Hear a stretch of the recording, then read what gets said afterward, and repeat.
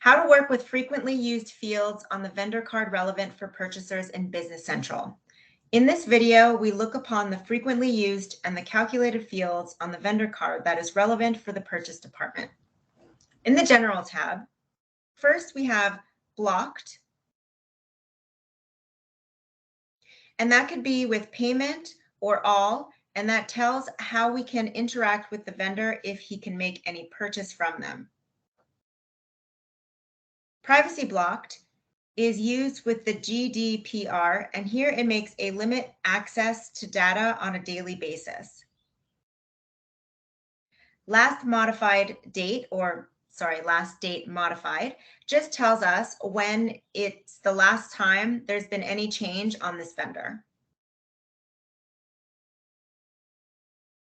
The balance in local currency is a total value of the completed purchases with the vendor in the fiscal year. And if I press on the number, we'll dive into all the transactions.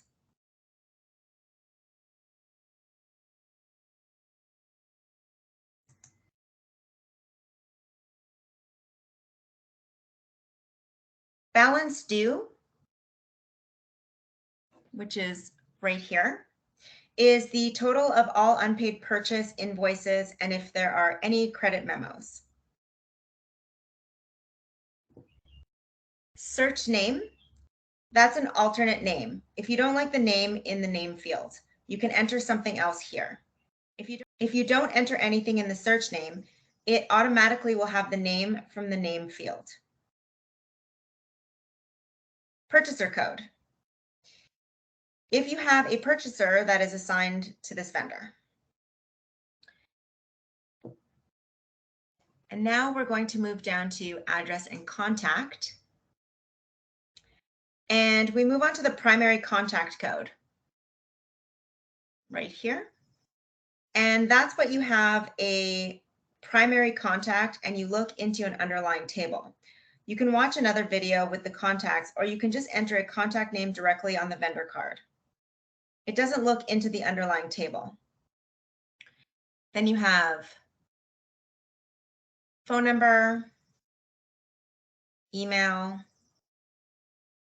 homepage. That should explain themselves. Our account number just specifies if you know what your own account number at your vendors are, where you are a customer, of course. Let's move down to invoicing, where we have the tax area code and the GLN, which specifies the connection with the electronic documents for your vendor, and pay to vendor number is if you have an alternate vendor you want to pay to, which is here. It could be if you are a vendor and have several departments. For example, the pay to vendor number looks into the vendor table when you look into it right here. And finally, moving on to prepayment right here in the payments tab.